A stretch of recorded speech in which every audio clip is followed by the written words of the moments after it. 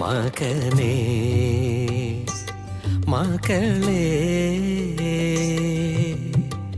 തിരിച്ചു വരുവാൻ യേശു നിന്നെ മാടി വിളിക്കുന്നു. മകനേ മകളേ തിരിച്ചു വരുവാൻ യേശു നിന്നെ മാടി വിളിക്കുന്നു. രോഗിയാണെങ്കിലും പാപിയാണെങ്കിലും തിരിച്ചു വരൂ മകനേ. ഓ മക്കളേ മകനേ മകളേ തിരിച്ചു വരുവാൻ യേശു നിന്നെ മാടി വിളിക്കുന്നു.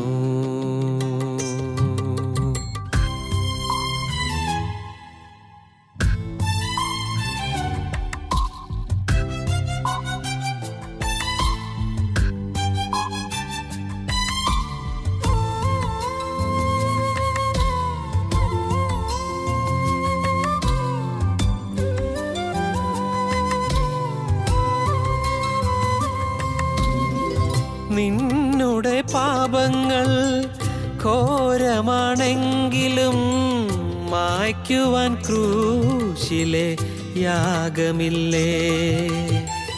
നിന്നുടെ പാപങ്ങൾ ഘോരമാണെങ്കിലും മായ്ക്കുവാൻ ക്രൂശിലെ യാഗമില്ലേ. അന്നവൻ പേറിയ ക്രൂശു നിർമ്മിച്ചത് നിന്നുടെ പാപമെന്നോർക്കുകില്ലേ. ആ ക്രൂശിലേക്കൊന്നു നീ നോക്കുകില്ലേ. മകനേ മകളേ തിരിച്ചു വരുവാൻ യേശു നിന്നെ മാടി വിളിക്കുന്നു.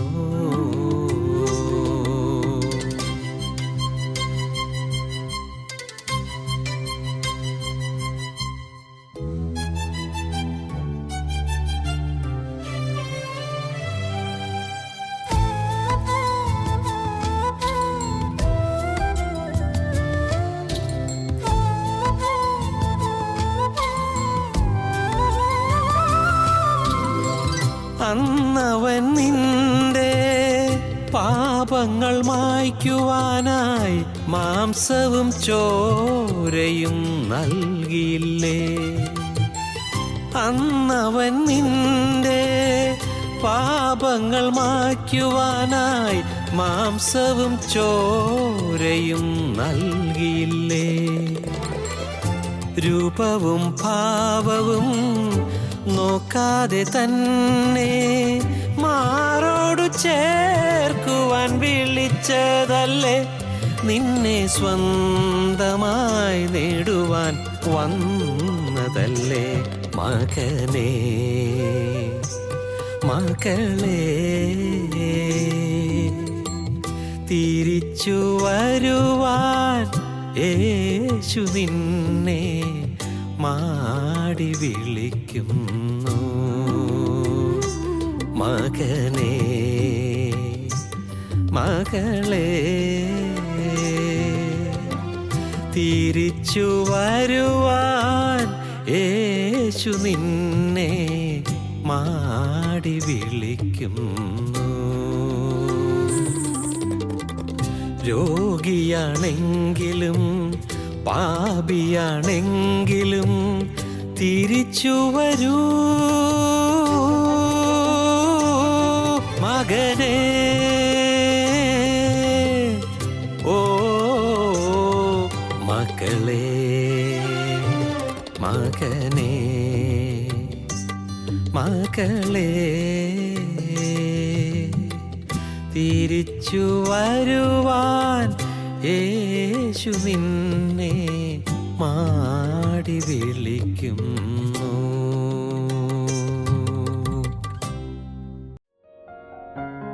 ഞങ്ങളും ക്രൂശിക്കപ്പെട്ട ക്രിസ്തുവിനെ പ്രസംഗിക്കുന്നു. ദൈവത്തിന് വലിയ നാമം മഹത്വപ്പെടട്ടെ. ദേവാലയം ഇടിഞ്ഞുപോയി, ദേവാലയം തകർന്നുപോയി. യെരൂശലേം ദേവാലയം മുഴുവൻ തകർത്ത് കളഞ്ഞു, ശത്രു തകർത്ത് കളഞ്ഞു. ദേവാലയത്തിലുണ്ടായിരുന്ന വിശുദ്ധ പാത്രങ്ങൾ എടുത്തുകൊണ്ട് പോയി. വിശുദ്ധ പാത്രങ്ങൾ, വിശുദ്ധി പകർന്നിരുന്ന പാത്രങ്ങളവിടെ ഉണ്ടായിരുന്നു. വിശുദ്ധി പകർന്നിരുന്ന പാത്രങ്ങൾ. പ്രിയപ്പെട്ടവർ, അങ്ങനെയല്ലേ നമ്മുടെ പലരുടെയും ജീവിതത്തിൽ വിശുദ്ധി പകർന്നിട്ടില്ലേ? വിശുദ്ധ സ്തുതി ഉയർന്നിട്ടില്ലേ? ഇല്ലേ? ഒന്ന് ചിന്തിച്ചു നോക്കൂ. ജീവിതത്തിൽ ഭാരമേറിയ സന്ദർഭങ്ങളിൽ കർത്താവ് തൊട്ടത്, നിങ്ങളുടെ ചുമട് കർത്താവ് എടുത്തത്, നിങ്ങളുടെ ആകുലം കർത്താവ് മാറ്റിയത്, നിങ്ങളുടെ ഹൃദയത്തിൻ്റെ വേദന കർത്താവ് നീക്കി തന്നത്, നിങ്ങളുടെ രോഗം കർത്താവ് മാറ്റിയത്, എന്തെല്ലാം നമുക്ക് ഓർക്കാനുണ്ട്. വിശുദ്ധ പാത്രങ്ങൾ. ഈ പാത്രങ്ങൾ കർത്താവിനോടുള്ള നന്ദി കൊണ്ട് സ്തുതിച്ച പാത്രങ്ങളാണ്. സ്തുതിച്ച പാത്രങ്ങൾ. എന്തൊരു ആനന്ദമായിരുന്നു ആ കാലത്ത്. ദൈവസ്നേഹം കിട്ടിയ ആദ്യകാലത്ത് എന്തൊരു ലഹരിയായിരുന്നു, ആത്മാവിൻ ലഹരി അല്ലേ? ശരിയല്ലേ പ്രിയപ്പെട്ടവർ? എന്നാൽ ഈ ആലയത്തിൽ നിന്നെടുത്ത പാത്രങ്ങൾ, വിശുദ്ധ പാത്രങ്ങൾ, അത് ബേൽശസ്സർ രാജാവ് അതിൽ അശുദ്ധി പകർന്നു. ബേൽശസ്സർ രാജാവ് അതിൽ അശുദ്ധി പകർന്നു. നെബൂഖദ്നേസർ രാജാവിന് ശേഷം വന്ന ബേൽശസ്സർ രാജാവ് ഈ പാത്രങ്ങളിലൊക്കെയും അശുദ്ധി പകർന്നു, മദ്യം പകർന്നു, മദ്യം വിളമ്പി. രാജ്യത്തിലെ മഹത്തുക്കളെല്ലാം കൂടിയിരിക്കുന്ന വലിയൊരു സദസ്സായിരുന്നു. മഹത്തുക്കളെല്ലാം കൂടിയിരിക്കുന്നത്. ഇപ്പോൾ മന്ത്രിപ്രവരന്മാരുണ്ടായിരുന്നു, സേനാസന്നാഹങ്ങളുടെ നായകന്മാരുണ്ടായിരുന്നു, വീരശൂര പരാക്രമികളായ സേനാനായകന്മാരുണ്ടായിരുന്നു, പട്ടാള മേധാവികളുണ്ടായിരുന്നു, പ്രഭുക്കന്മാരുണ്ടായിരുന്നു. വലിയൊരു സദസ്സ്. രാജാവ് തൻ്റെ പ്രിയപ്പെട്ടവർക്ക് വേണ്ടി വിരുന്നൊരുക്കി. ബേൽശസ്സർ വിരുന്നിൽ നെബൂഖദ്നേസർ രാജാവ് ദേവാലയത്തിൽ നിന്ന് അപഹരിച്ചുകൊണ്ട് പോകുന്ന പാത്രങ്ങളിൽ വീഞ്ഞ് പകർന്നു, ലഹരി പകർന്നു, വിളമ്പുകയാണ്. ഇത്ര കഷ്ടമായിപ്പോയി. ആ പാത്രങ്ങൾ എങ്ങനെയോടെ ഉപയോഗിച്ച പാത്രങ്ങളാണ്, എന്തിനു വേണ്ടി ഉപയോഗിച്ച പാത്രങ്ങളാണ്. സ്നേഹിതരെ, ഇതൊരു ചരിത്രകാര്യം മാത്രമായി നിങ്ങൾ വിചാരിക്കരുത്. നമ്മുടെ ജീവിതത്തിൽ അങ്ങനെയാണ്. വിശുദ്ധി പകർന്ന പാത്രങ്ങളായിരുന്നു ഇത്, വിശുദ്ധി പകർന്ന പാത്രങ്ങൾ. ചില നിഷ്ഠകൾ ഉണ്ടായിരുന്നില്ലേ? ഓർത്ത് നോക്കൂ. ചില നിഷ്ഠകൾ ഉണ്ടായിരുന്നില്ലേ? കോപിക്കുകയില്ല ഉണ്ടായിരുന്നില്ലേ? ഇനി തെറ്റായൊരു വാക്കിന് നാവിൽ വരികയില്ല, ചീത്ത വാക്കിന് നാവിൽ വരികയില്ല, ശാപവാക്കിന് നാവിൽ വരികയില്ല. അങ്ങനെ ചിന്തിച്ചൊരു കാലം ഉണ്ടായിരുന്നില്ലേ? ഓരോ വാക്കും പറയുമ്പോൾ ഇത് ഞാൻ പറയണമോ ഇപ്പോൾ? ഞാൻ തന്നെ പറയണമോ ഇപ്പോൾ? ഇപ്പോൾ തന്നെ പറയണമോ? ഇങ്ങനെ വീണ്ടും വീണ്ടും ചോദിച്ചതിന് ശേഷമാണോ നിങ്ങൾ പറഞ്ഞിട്ടുള്ളത്? ആയിരുന്നു, ഒരു കാലത്ത് അങ്ങനെ ആയിരുന്നു. അത്ര നിഷ്ഠയുണ്ടായിരുന്നു കുറേ പേർക്കെങ്കിലും, എല്ലാവർക്കും അല്ല. അത്ര നിഷ്ഠയുള്ള ജീവിതമായിരുന്നു. എന്തൊരു സമാധാന ജീവിതമായിരുന്നു ആ കാലം.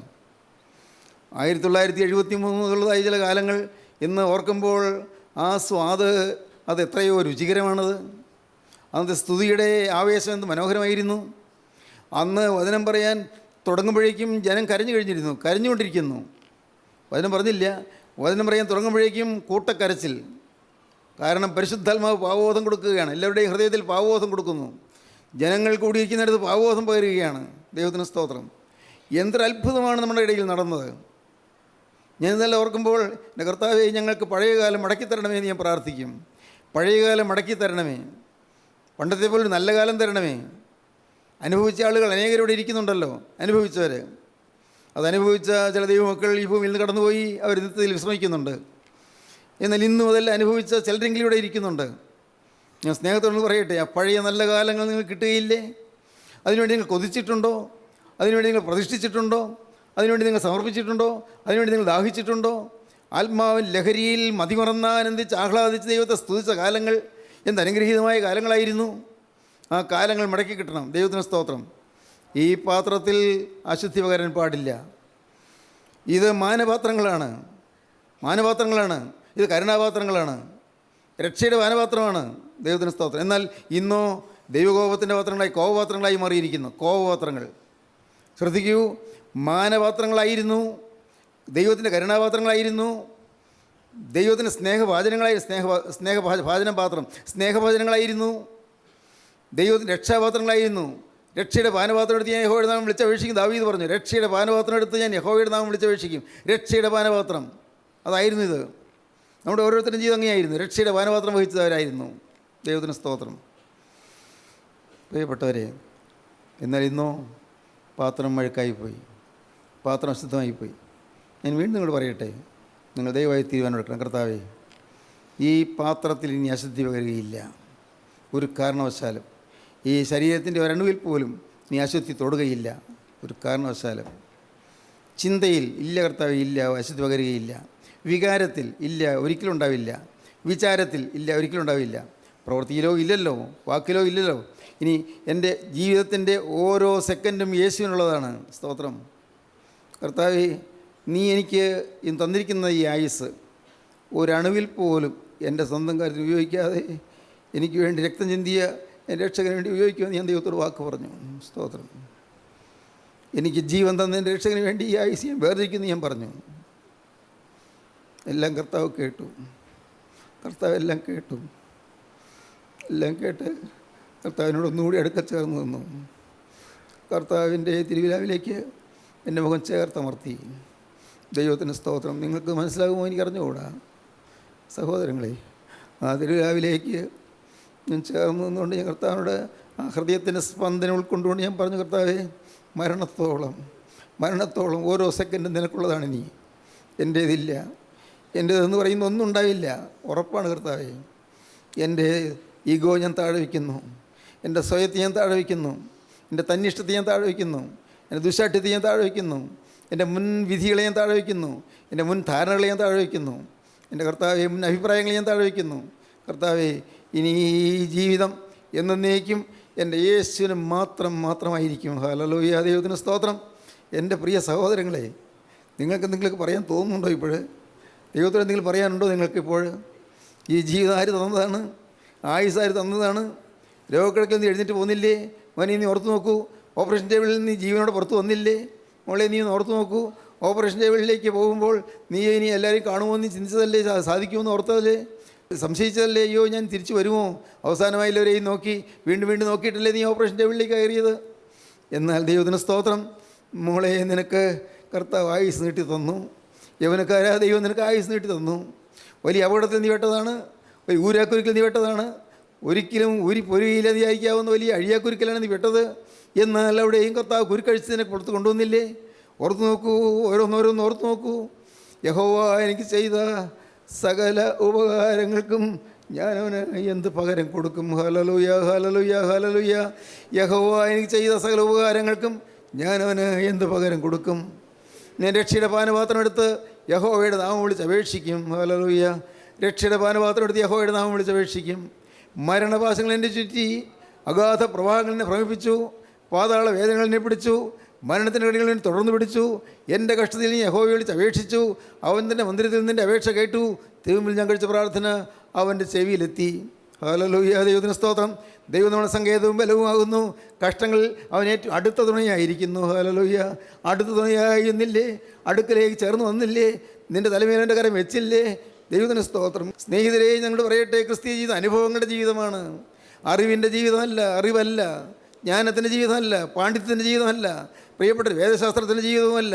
വേദശാസ്ത്രം പഠിച്ചാൽ ഇത് കിട്ടില്ല. കിട്ടും എപ്പോൾ? വിനയത്തോടെ കർത്താവിൻ്റെ അരികിലേക്ക് ചെല്ലണം. കർത്താവേ, ഇതാ ഒരു പാപിയായ മനുഷ്യതാവൻ നിൽക്കുന്നു, ഒരു അഗതിയായ മനുഷ്യതാവൻ നിൽക്കുന്നു.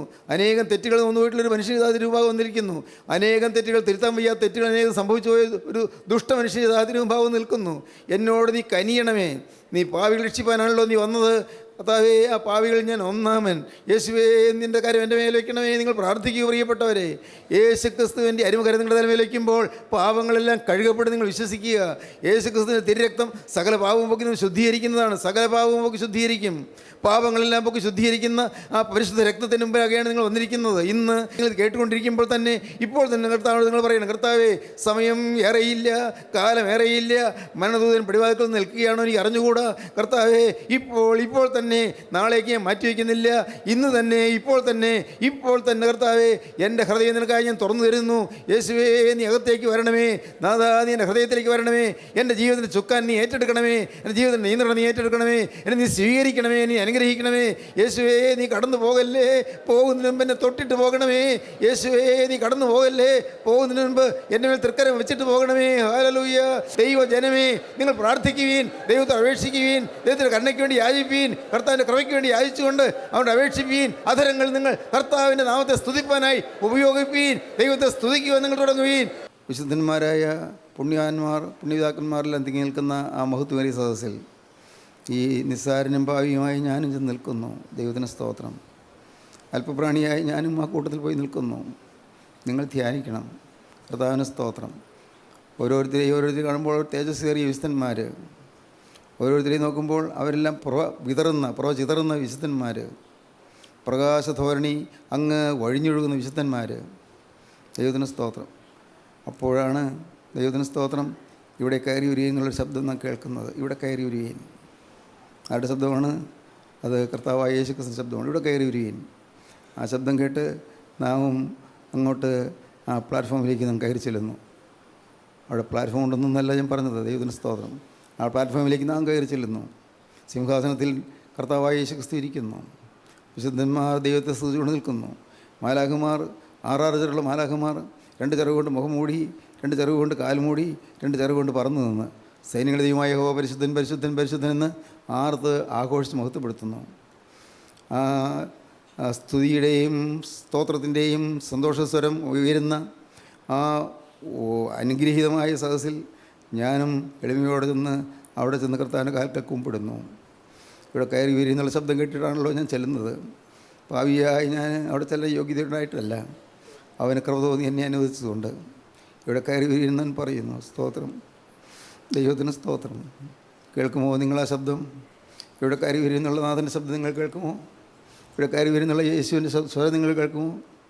നിങ്ങൾ ചിന്തിക്കൂ. ഇന്ന് നിങ്ങൾ എന്ത് തീരുമാനം എടുക്കുന്നു? കർത്താവേ, ഞാനിതാ വരുന്നു, നീ എന്നെ സ്വീകരിക്കണമേ.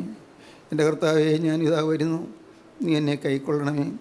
എൻ്റെ കർത്താവേ, ഈ ആലയത്തെ ഞാൻ നശിപ്പിച്ച് കളഞ്ഞു, നിൻ്റെ ആലയത്തെ ഞാൻ നശിപ്പിച്ച് കളഞ്ഞു. കർത്താവേ, പണ്ട് നെബൂഖദ്നേസർ രാജാവ് യെരൂശലേം ദേവാലയം നശിപ്പിച്ചതുപോലെ ഈ ആലയത്തെ നശിപ്പിച്ച് കളഞ്ഞു. ആരാധന മുടങ്ങിപ്പോയി കർത്താവേ, ആരാധന മുടങ്ങിപ്പോയി, സ്തുതി നിലച്ചുപോയി, സ്തോത്രം നിലച്ചുപോയി, ആരാധന നിന്നുപോയി. ഇന്ന് ആരാധനയില്ല. എൻ്റെ കർത്താവേ, യാഗപീഠം ഇടിഞ്ഞു കിടക്കുന്നു, യാഗമില്ല, യാഗവസ്തുവില്ല, യാഗപീഠമില്ല, എല്ലാം തകർന്നു കിടക്കുന്നു, എല്ലാം തകർന്നു പോയി. ദൈവത്തിന് സ്തോത്രം. എല്ലാം തകർന്നവരായി ഇന്ന് ഇവിടെ വന്നിരിക്കുന്ന ആരെല്ലാം ഉണ്ട്? എല്ലാം തകർന്നവരായിട്ട്, ഇനി ആശയ്ക്ക് വകയില്ലാത്തവരായിട്ട്, മനസ്സ് തണുത്ത് ഉറഞ്ഞു പോയവരായിട്ട്, നിരാശയിൽ ആണ്ടുപോയവരായിട്ട്, മരിച്ചാൽ മതി എന്ന് ഓർക്കുന്നവരായിട്ട്, ജീവിതത്തിലെ ക്ലേശങ്ങളും ഭാരങ്ങളും ആകുലങ്ങളും ഓർത്ത് ഉള്ളു നൊന്ത് വെങ്ങിക്കൊണ്ടിരിക്കുന്നവരായിട്ട് ആരെങ്കിലും വന്നിട്ടുണ്ട്? മകനെ, ഇപ്പോൾ നീ മനം തിരിയുക. മകളെ, ഇപ്പോൾ നീ മനം തിരിയുക.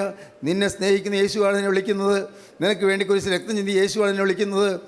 ഈ ആലയം പുതുക്കി പണിയാമെന്ന് കർത്താവ് പറയുന്നു. ആലയം പുതുക്കി പണിയുക. ദൈവത്തിന് സ്തോത്രം. ദൈവത്തിൻ്റെ വലിയ നാമം മഹത്വപ്പെടട്ടെ. ഇസ്രായേൽ പുസ്തകം 1-ാം അധ്യായത്തിൻ്റെ ആരംഭഭാഗത്ത് കാണും, കോരസ് രാജാവിൻ്റെ മനസ്സ് കർത്താവ് ഉണർത്തി, സൈറസ് ചക്രവർത്തിയുടെ മനസ്സ് കർത്താവ് ഉണർത്തി. എന്തിന്? ആലയം പണിയുവാൻ പ്രേരിപ്പിക്കുന്നതിന്, ആലയം പണിയുവാൻ ജനത്തെ ഉത്സാഹിപ്പിക്കുന്നതിന് കോരസ് രാജാവിൻ്റെ മനസ്സ് ദൈവം ഉണർത്തി. ദിനവൃത്താന്ത പുസ്തകം 2-ാമത്തെ ദിനവൃത്താന്ത പുസ്തകം ഒടുവിലത്തെ അധ്യായത്തിൻ്റെ ഒടുവിലത്തെ വാക്യം വായിക്കാം. എന്നാൽ ഇരമ്യാ മുഖാന്തരമുണ്ടായ യഹോവയുടെ വചനം നിവൃത്തിയാകേണ്ടതിന് പാഴ്സി രാജാവായ കോരസിന്റെ 1-ാം ആണ്ടിൽ യഹോവ പാഴ്സി രാജാവായ കോരസിന്റെ മനസ്സ് ഉണർത്തി. യഹോവ പേർഷ്യൻ ചക്രവർത്തിയായ സൈറസിൻ്റെ മനസ്സ് ഹൃദയം ഉണർത്തി. ദൈവത്തിന് സ്തോത്രം. രാജാവിനൊരു ഉണർവ് തോന്നി, രാജാവിനൊരു ഉണർച്ച വന്നു. പ്രിയപ്പെട്ടവരെ, ആ ജാതീയ രാജാവായ കോരസ് രാജാവിൻ്റെ ഹൃദയത്തെ ഉണർത്തിയ ജീവനുള്ള ദൈവം, മനസ്സുണർത്തിയ ജീവനുള്ള ദൈവം നിങ്ങളുടെ ഹൃദയത്തെ ഉണർത്തട്ടെ. നിങ്ങൾ ആരും പരാതികളല്ല, നിങ്ങളാരും അന്യരല്ല. നിങ്ങളെല്ലാവരും യേശുവിന് സ്വന്തം ഭവനക്കാരാണ്, നിങ്ങളെല്ലാവരും യേശുവിന് സ്വന്തം വീട്ടുകാരാണ്. ദൈവത്തിന് സ്തോത്രം. യഹോവ ദൈവമാം, വിശുദ്ധ ജാതി നാം, അവൻ അവകാശമാം ജനം നാം, പരദേശികൾ നാം, ഭാഗ്യശാലികൾ. ഇതുപോലൊരു ജാതിയുണ്ടോ? ദൈവത്തിന് സ്തോത്രം. പ്രിയപ്പെട്ടവരെ, നാം ദൈവത്തിൻ്റെ ജനമാണ്. ദൈവത്തിന് സ്തോത്രം. നാം ഓരോരുത്തരും ദൈവത്തിൻ്റെ മക്കളാണ്. നാം അന്യരല്ല. നാം സ്വർഗത്തിലെ ജീവനുള്ള ക്രിസ്തുവിൻ്റെ രക്തം കൊടുത്ത് വിലയ്ക്ക് വാങ്ങിയ വിലയേറിയ മാനപാത്രങ്ങളാണ്, വിലയേറിയ കരുണാപാത്രങ്ങളാണ്. കോപപാത്രങ്ങളായിരുന്നു, പക്ഷേ ഒരു കാലത്ത് കോപത്തിൻ്റെ പാത്രങ്ങളായിരുന്നു. ദൈവത്തിന് കോപം ജ്വലിച്ച് ഒഴിഞ്ഞൊഴിയേണ്ട പാത്രങ്ങളായിരുന്നു. എന്നാൽ കോപം മാറ്റിയിട്ട് കർത്താവ് കരുണ ചൊരിഞ്ഞു. കോപപാത്രങ്ങളെ കരുണാപാത്രങ്ങളാക്കി മാറ്റി. ദൈവത്തിന് സ്തോത്രം. രക്ഷാപാത്രങ്ങളാക്കി മാറ്റി കർത്താവ് കരുണ ചെയ്തു. ദൈവത്തിന് സ്തോത്രം. പ്രിയപ്പെട്ടവരെ, ഇതെല്ലാം വേദപുസ്തകത്തിലെ വാക്കുകളാണ് ഞാൻ ഈ പറഞ്ഞത്. കരുണാപാത്രം, കോപപാത്രം, രക്ഷാപാത്രം, ദൈവത്തിന് സ്തോത്രം, മാനപാത്രം, ഇതെല്ലാം തിരുവചനം പറയുന്ന വാക്കുകളാണ്. റോമർക്ക് എഴുതിയ ലേഖനം 9-ാം അധ്യായം വായിക്കുമ്പോൾ കാണാം, കോപപാത്രങ്ങളായിരുന്നു നമ്മെ കരുണാപാത്രങ്ങളാക്കി മാറ്റിയെന്ന്. ദൈവത്തിന് സ്തോത്രം. നമ്മുടെ ജീവിതം ദൈവകോപം ജ്വലിക്കേണ്ട പാത്രങ്ങളായിരുന്നു, ദൈവത്തിന് കോപം പകരേണ്ട പാത്രങ്ങളായിരുന്നു, ദൈവത്തിൻ്റെ കോപം പകർന്ന് നശിപ്പിച്ച് കളയേണ്ട പാത്രങ്ങളായിരുന്നു. എന്നാൽ ദൈവം കോപം പകരേണ്ടതിന് പകരം ദൈവം കരുണ പകർന്നു. അതുകൊണ്ട് നമുക്ക് സമയം ദീർഘിപ്പിച്ചു തന്നു. കർത്താവിന് സ്തോത്രം. ഞാനതാണ് വിശ്വസിക്കുന്നത്. സമയം ദീർഘിപ്പിച്ച് തന്നുകൊണ്ടിരിക്കുകയാണ്. പത്രോസ്ലീഹായുടെ ലേഖനം 2-ാമത്തെ ലേഖനം 3-ാം അധ്യായം 9-ാം വാക്യം വായിക്കുമ്പോൾ കാണാം, ചിലർ താമസം എന്ന് വിചാരിക്കുന്ന പോലെ കർത്താവ് അതിൻ്റെ വാഗ്ദത്തം നിവർത്തിപ്പാൻ താമസിക്കുന്നില്ല. ചിലർ താമസമെന്ന് വിചാരിക്കുന്നത് പോലെ കർത്താവ് തന്റെ വാഗ്ദത്തം നിവർത്തിപ്പാൻ താമസിക്കുന്നില്ല. ആരും നശിച്ചു പോകാതെ എല്ലാവരും മാനസാന്തരപ്പെടുവാൻ അവൻ ഇച്ഛിച്ച്, കർത്താവായ യേശു ക്രിസ്തു ഇച്ഛിച്ച് നിങ്ങളോട് ദീർഘക്ഷമ കാണിക്കുന്നതേ ഉള്ളൂ. ആരും നശിച്ചു പോകുന്ന കർത്താവിന് ആഗ്രഹമുണ്ട്. അതുകൊണ്ടാണ് സമയം നീട്ടി തന്നത്. കർത്താവിന്റെ ദിവസമോ കള്ളനെ പോലെ വരും. ആരും നശിച്ചു പോകരുത്. ദൈവത്തിൻ്റെ ആഗ്രഹമാണ് ആരും നശിച്ചു പോകാതെ മാനസാന്തരപ്പെടുവാൻ അവൻ ഇച്ഛിച്ച് നിങ്ങളോട് ദീർഘക്ഷമ കാണിക്കുന്നതേ ഉള്ളൂ. ദൈവം ദീർഘക്ഷമയോടെ കാത്തിരിക്കുകയാണ്. പ്രിയപ്പെട്ടവരെ, ഇന്ന് ഈ ദിവസം വരെയും കർത്താവ് ദീർഘക്ഷമയോടെ കാത്തിരുന്നു. ഇന്ന് നിങ്ങൾ ജീവിതം കർത്താവിന് കൊടുക്കാമോ? ഇന്ന് ഈ ജീവിതം കർത്താവിൻ്റെ കരങ്ങളിലേക്ക് സമർപ്പിക്കാമോ? നാളേക്ക് മാറ്റി വയ്ക്കരുത്. നാളെ നമുക്കില്ലല്ലോ, ആർക്കറിയാം? ഇന്ന് രാത്രി ഉറങ്ങാൻ കിടന്നിട്ട് നാളെ രാവിലെ എഴുന്നേൽക്കുമെന്ന് എത്ര ഉറപ്പുണ്ട്? ആർക്കുണ്ട് ഉറപ്പ്? ദൈവത്തിന് സ്തോത്രം. പ്രിയപ്പെട്ടവരെ, ഉറങ്ങാൻ കിടന്നു, രാവിലെ എഴുന്നേൽക്കുന്നില്ല. ഭാര്യ സാധാരണ പോലെ ബെഡ് കോഫിയായിട്ട് വന്നു. ഭർത്താവ് എഴുന്നേൽക്കുമ്പോൾ തന്നെ വായോട് അടുപ്പിച്ച് കൊടുക്കാനായിട്ടാണ്.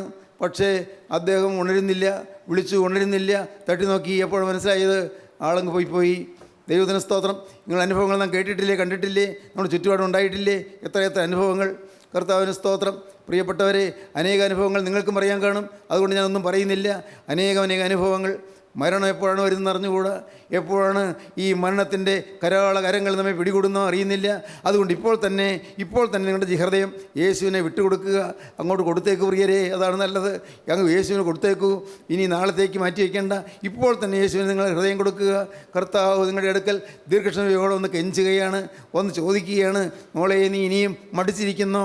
മോനെ നീ ഇനിയും താമസിക്കുന്നോ? തരുവീ നിൻ്റെ ജീവിതത്തിൻ്റെ കരങ്ങളിലേക്ക്, തരുവീ നിൻ്റെ ഹൃദയത്തിൻ്റെ കരങ്ങളിലേക്ക്. ഞാൻ നിന്നെ വളർത്തിക്കൊള്ളാം, ഞാൻ നിന്നെ ഉണർത്തിക്കൊള്ളാം, ഞാൻ നിന്നെ നയിച്ചു കൊള്ളാം, ഞാൻ നിന്നെ കഴുകിക്കൊള്ളാം, എൻ്റെ രക്തം നിന്നെ ശുദ്ധീകരിച്ചു കൊള്ളാം, എൻ്റെ ആത്മാവിൽ വസിച്ചു കൊള്ളാം, നിനക്ക് ഞാൻ പുതിയ ജീവൻ തന്നുകൊള്ളാം. കർത്താവ് ആശയോടെ പറയുകയാണ്, കർത്താവ് ആവേശത്തോടെ പറയുകയാണ്, കർത്താവ് വലിയ ദാഹത്തോടെ പറയുകയാണ്. യേശു ഒന്ന് വിളിക്കുന്നു. ദൈവത്തിന് സ്തോത്രം. കോരസ് രാജാവിൻ്റെ മനസ്സുണർത്തി. ഇന്ന് ഈ വാക്കുകളൊക്കെ എടുക്കുമ്പോൾ നിങ്ങളുടെ മനസ്സൊന്ന് ഉണരുമോ? ദൈവത്തിന് സ്തോത്രം. ആലയം പുതുക്കി പണിയേണ്ടതിന് അതിനുള്ളതായ ആലോചന കൊടുക്കാൻ കോരസ് രാജാവിൻ്റെ മനസ്സ് ഉണർത്തി. പേർഷ്യൻ ചക്രവർത്തിയായ കോരസിന് യഹൂദന്മാർ ഒരു വിഷയമല്ലായിരുന്നു. എങ്കിലും കോരസ് രാജാവിൻ്റെ മനസ്സ് യഹൂദന്മാർക്ക് അനുകൂലമായി തീർന്നു. യഹൂദന്മാർക്ക് ഒരു ആലയം പണി കൊടുക്കാൻ അതിന് കോരസ് രാജാവിൻ്റെ മനസ്സ് ഉണർന്നു. ഇന്നത്തെ ഇറാനാണ് പേർഷ്യ എന്ന് പറയുന്നത്, ഇന്നത്തെ ഇറാഖാണ് ബാബിലോണിയ എന്ന് പറയുന്നത്. അന്നും ഇന്നും ഒരുപോലെ തന്നെ ഇറാഖും ഇറാനും രണ്ട് ചേരിയിൽ നിൽക്കുന്നതാണ്. നിങ്ങൾക്കറിയാമല്ലോ പ്രിയപ്പെട്ടവരെ. അന്ന് ബാബിലോണിയ സാമ്രാജ്യവും അതിനെ തോൽപ്പിച്ചിട്ട് പേർഷ്യൻ സാമ്രാജ്യവും വന്നു. ഇന്ന് തമ്മിൽ ഭിന്നിച്ച് നിൽക്കുന്ന ഈ സാമ്രാജ്യങ്ങൾ വലിയൊരു സത്യം നമ്മെ പറഞ്ഞ് മനസ്സിലാക്കി തരുന്നു. കർത്താവായ യേശു ക്രിസ്തു വരാറായി. ദൈവത്തിന് സ്തോത്രം. യേശു വരാറായി. അവൻ്റെ കാഹള ശബ്ദം കേൾക്കാറായി. ജീവനുള്ള ക്രിസ്തുവിൻ്റെ ഗംഭീരനാഥം കേൾക്കാറായി. കർത്താവ് തൻ ഗംഭീരനാഥത്തോടും പ്രധാന ദൂതൻ്റെ ശബ്ദത്തോടും ദൈവത്തിൻ്റെ കാഹളത്തോടും കൂടെ സ്വർഗത്തിൽ നിന്ന് ഇറങ്ങി വരികയും ക്രിസ്തുവിൽ മരിച്ചവർ മുമ്പേ ഉയർത്തെഴുന്നേൽക്കുകയും ചെയ്യും. പിന്നെ ജീവനോട് ശേഷിക്കുന്നവരായി നാം അവരോടൊരുമിച്ച് ആകാശത്തിൽ കർത്താവിനെ എതിരേൽപ്പാൻ മേഘങ്ങളിൽ എടുക്കപ്പെടും. ഈ വചനങ്ങളെ കൊണ്ട് അന്യോന്യം ആശ്വസിപ്പിച്ചുകൊള്ളുവീൻ. ദൈവത്തിന് സ്തോത്രം. പ്രിയപ്പെട്ടവരെ, കർത്താവ് വരാറായി. കർത്താവ് വരും, സംശയിക്കേണ്ട. ഇത് നിങ്ങൾ ജീവിതത്തിൽ പ്രവണമാക്കിക്കൊള്ളുക. അനേകം ആളുകൾ ഇതൊന്നും വിശ്വസിക്കുന്നില്ല, ഈ പറയുന്നൊന്നും വിശ്വസിക്കുന്നില്ല. ദൈവത്തിൻ്റെ നാമം മഹത്വപ്പെടട്ടെ. ശിശുക്കളുടെയും മുലകുടിക്കുന്നതിൻ്റെ വായിൽ നിന്ന് ഞാൻ എൻ്റെ സ്തുതി കൽപ്പിച്ചിരിക്കുന്നു. ശിശുക്കളുടെയും മുലകുടിക്കുന്നതിൻ്റെ വായിൽ നിന്ന് പുകഴ്ച ഒരുക്കിയിരിക്കുന്നു. പ്രിയപ്പെട്ടവരെ, ശിശുക്കളായിട്ടുള്ളവർ, ഈ അടുത്ത കാലത്ത് വന്നവർ, അവർ ദൈവത്തിൻ്റെ വചനത്തിൻ്റെ ബലത്തിൽ സാക്ഷ്യം പറയുമ്പോൾ ഞാൻ അത്ഭുതത്തോടെ കേട്ടുകൊണ്ടിരിക്കുകയും ഞാൻ ദൈവത്തെ സ്തുതിക്കുകയും ചെയ്യുന്നു. കാരണം ദൈവം പ്രവർത്തിക്കുന്നു, അനേകരിൽ പ്രവർത്തിക്കുന്നു. ദൈവത്തിന് സ്തോത്രം. അനേകരിൽ നിന്ന് ഉണർന്നു വരുന്നു, അനേകരുടെ ജീവിതം മാറി വരുന്നു, അനേക കുടുംബങ്ങൾ രക്ഷപ്പെട്ടു വരുന്നു, അനേകരുടെ ഭാവി ശോഭനമായി തീരുന്നു. ദൈവത്തിന് സ്തോത്രം. ഒരു സെക്കൻഡ് നിങ്ങൾ ചിന്തിച്ച് നോക്കൂ പ്രിയപ്പെട്ടവരെ. നിങ്ങൾ ഈ കൂട്ടായ്മയിലൊന്നും വചനം കേട്ടു തുടങ്ങിയതിന് ശേഷം നിങ്ങൾക്ക് അധപ്പതനമാണോ അതോ കരയേറ്റമാണോ എന്ന് ചിന്തിച്ച് നോക്കൂ. ഒന്ന് ചിന്തിച്ചാൽ മതി. നിങ്ങൾ ഈ കൂട്ടായ്മയിലൊന്നും വചനം കേട്ട് ആ നാൾ മുതൽ നിങ്ങൾക്ക് ഭൗതികമായ അഭിവൃദ്ധിയാണോ, ഭൗതികമായി ഞാൻ പറയുന്നത് ഭൗതികമായ അഭിവൃദ്ധിയാണോ, ഭൗതികമായ ക്ഷയമാണോ എന്നത്? ദൈവത്തിന് സ്തോത്രം. പ്രിയപ്പെട്ടവരെ, പാവം മുഴുവൻ ജീവിച്ചിട്ടുണ്ടെങ്കിൽ, കൂട്ടായ്മയിൽ വന്നതിന് ശേഷം ഒരു പാവവും തൊടാതെ കൂട്ടായ്മയിൽ തരുന്ന വചനമനുസരിച്ച് ജീവിച്ചിട്ടുണ്ടെങ്കിൽ നിങ്ങൾ ഉയർന്നിട്ടേ ഉള്ളൂ. ദൈവം നിങ്ങൾ ഉയർത്തിയിട്ടേ ഉള്ളൂ. ഉയർന്നുയർന്ന് നിങ്ങൾ പോവുകയാണ്. മറ്റുള്ളവരുടെ അസൂയപ്പെടത്തക്കവണ്ണം, അനേകർ അസൂയാലുക്കൾ നോക്കി നിൽക്കത്തക്കവണ്ണം, അനേകർ അത്ഭുതപ്പെടുത്തക്കവണ്ണം ദൈവം നമ്മെ ഉയർത്തി. ഇല്ലേ? ശരിയല്ലേ? ചിന്തിച്ചു നോക്കൂ. ഓരോരുത്തർക്കും പറയാനുണ്ട്. ദൈവമക്കളെ, നിങ്ങൾക്ക് ഇന്ന് ഒരു നാഥൻ വരട്ടെ നിങ്ങളുടെ ഹൃദയത്തിലേക്ക്. യേശു നിങ്ങളുടെ ഹൃദയത്തിലേക്ക് വരട്ടെ. യേശു നിങ്ങളുടെ ജീവിതത്തിലേക്ക് വരട്ടെ. യേശുവിനെ നിങ്ങളുടെ ഹൃദയത്തിലേക്ക് നിങ്ങൾ സ്വീകരിച്ച് യേശുവിനെ നിങ്ങൾ പുകഴ്ത്തുവീൻ, യേശുവിനെ നിങ്ങൾ വാഴ്ത്തുവീൻ, യേശുവിനെ നിങ്ങൾ സ്തുതിപ്പീൻ, യേശുവിനെ നിങ്ങളുടെ ഹൃദയം തുറന്നു കൊടുക്കുവീൻ, അവനോട് നിങ്ങൾ വാക്ക് പറയുവീൻ. യേശുവേ, ഇത്രയും കാലം ഞാൻ ഒന്നും അറിയാത്തവരെ പോലെ ഞാൻ ജീവിച്ചു. എൻ്റെ യേശുവേ, ഇത്രയും കാലം ഒന്നും മനസ്സിലാക്കത്തുള്ള പോലെ ഞാൻ ജീവിച്ചു. എൻ്റെ നാഥ, ഇന്ന് എനിക്ക് മനസ്സിലായി ഈ ആലയം ശൂന്യമായി കിടക്കുകയാണെന്ന്. ഈ ആലയം ശൂന്യമായി കിടക്കുകയാണ് എനിക്ക് മനസ്സിലായി. ഈ ആലയം അശുദ്ധമായി പോയി എനിക്ക് മനസ്സിലായി. കർത്താവേ, ഞാനിതാ ഈ ആലയം വീണ്ടും പ്രതിഷ്ഠിക്കുന്നു. ഈ ആലയം പുതുക്കി പണിത് വീണ്ടും പ്രതിഷ്ഠിക്കുന്നു. കർത്താവേ, എൻ്റെ ഈ ശരീരമാകുന്ന ആലയം, എൻ്റെ ഹൃദയമാകുന്ന ആലയം വീണ്ടും പുതുക്കി പണിത് ഞാനിതാ പ്രതിഷ്ഠിക്കുന്നു, ഞാനിതാ സമർപ്പിക്കുന്നു. കർത്താവേ, ഈ ആലയത്തിൽ ഇനിയും സ്തുതി പൊങ്ങണമേ. ഈ ആലയത്തിൽ നിന്ന് ധൂപം പൊങ്ങണമേ. സൗന്ദര്യവും ഉയർന്നുകൊണ്ടിരിക്കണമേ. കർത്താവേ, ഈ ആലയത്തിൽ നിന്ന് നിരന്തരം സൗന്ദര്യവും ഉയർന്നുകൊണ്ടിരിക്കണമേ. സ്തുതി ഉയർന്നുകൊണ്ടിരിക്കണമേ. നല്ല ഭാഗ്യം എനിക്ക് തരണമേ. പ്രാർത്ഥിക്കുമോ നിങ്ങൾ? എങ്കിൽ ഇപ്പോൾ നിങ്ങളുടെ തലകളെ നിങ്ങൾക്ക് ഉണക്കാം, കണ്ണുകളെ നിങ്ങൾക്ക് അടയ്ക്കാം. ദൈവത്തിന് സ്തോത്രം. കർത്താവ്, നിങ്ങൾ പറയൂ, കർത്താവേ, ഇപ്പോൾ തന്നെ എൻ്റെ ഹൃദയത്തിലേക്ക് നാഥാ നീ എഴുന്നള്ളി വരണമേ. യേശുവേ, ഇപ്പോൾ തന്നെ എൻ്റെ ഹൃദയത്തിലേക്ക് യേശുനാഥ നീ എഴുന്നള്ളി വരണമേ. എൻ്റെ യേശുവേ, ഇപ്പോൾ തന്നെ എൻ്റെ ഹൃദയത്തിലേക്ക് നീ എഴുന്നള്ളി വരണമേ. നിങ്ങൾ പ്രാർത്ഥിക്കൂ. ദൈവത്തിന് സ്തോത്രം. നിങ്ങൾ പ്രാർത്ഥിച്ചാൽ കേൾക്കാൻ കർത്താവ് ഉണ്ട്. ദൈവത്തിന് സ്തോത്രം. നിങ്ങൾ പ്രാർത്ഥിച്ചാൽ ആ പ്രാർത്ഥന സ്വീകരിക്കുന്ന യേശു ഉണ്ട്. സ്തോത്രം. നിങ്ങളത് പ്രാർത്ഥിച്ചുകൊണ്ട് നിങ്ങളുടെ ഇരുകരവും നിങ്ങൾ ഉയർത്തിപ്പിടിപ്പീൻ. ദൈവത്തിന് സ്തോത്രം. കർത്താവ് നിങ്ങൾ സ്തുതിപ്പീൻ. ഹല്ലേലൂയ. മുടങ്ങിപ്പോയ സ്തുതി ഇനിയും തുടരട്ടെ. ദൈവത്തിന് സ്തോത്രം. മുടങ്ങിപ്പോയ ആരാധന തുടരട്ടെ. ദൈവത്തിന് സ്തോത്രം. ഇടിഞ്ഞുപോയി യാഗപീഠം പണിയട്ടെ. യാഗപീഠത്തിൽ സുഗന്ധവും ഉയർന്നുകൊണ്ടിരിക്കട്ടെ. ദൈവത്തിന് സ്തോത്രം. സ്തുതി ഉയരട്ടെ. ദൈവത്തിന് സ്തോത്രം. ഹല്ലേലൂയ. കാരുണ്യവാനായ ഞങ്ങളുടെ സ്വർഗീയ പിതാവേ, അവിടുന്ന് ഞങ്ങളുടെ കൂടെ തന്നെ ഉള്ളതിനായി സ്തോത്രം. ഞങ്ങൾ ഓരോരുത്തരെയും കാണുന്നതിനായി സ്തോത്രം. ഞങ്ങളെല്ലാവരെയും സ്നേഹിക്കുന്നതിനായി സ്തോത്രം. എല്ലാവരെയും തൊടുന്നതിനായി സ്തോത്രം. എല്ലാവരും അനുഗ്രഹിച്ചതിനായി സ്തോത്രം. അപ്പോൾ അവിടുന്ന് രണ്ടാമത്തെ വേണ്ടി ഞങ്ങളെ ഒരുക്കണമേ. കർത്താവേ, ഞങ്ങളെ അനുഗ്രഹീതമായ നല്ല ജീവിതത്തിലേക്ക് നയിക്കണമേ. എൻ്റെ കർത്താവേ, ശോഭനമായ നല്ല കാലങ്ങൾ നിങ്ങൾ തരണമേ. കർത്താവേ, രോഗികളെ സൗഖ്യമാക്കണമേ. കർത്താവേ, ഹോസ്പിറ്റൽ രോഗിയെ കിടക്കുന്നവരെ നീ സന്ദർശിക്കണമേ. കർത്താവേ, എൻ്റെ ജീവനുള്ള ദൈവമേ, മനോഭാവത്തിലിരിക്കുന്നവർക്ക് ആശ്വാസം നൽകണമേ. കർത്താവേ, ഉള്ളിൽ വിതുമ്പിക്കൊണ്ടിരിക്കുന്നവർക്ക് സമാധാനം നൽകണമേ. കർത്താവേ, എല്ലാവരെയും ആശ്വസിപ്പിക്കണമേ. തിരുനാമം മഹത്വപ്പെടുത്തണമേ. യേശു ക്രിസ്തുവിൻ്റെ രാജകീയ നാമത്തിൽ പ്രാർത്ഥിക്കുന്നവരോട് കേൾക്കണം പിതാവേ. ആമീൻ. ഹല്ലേലൂയ.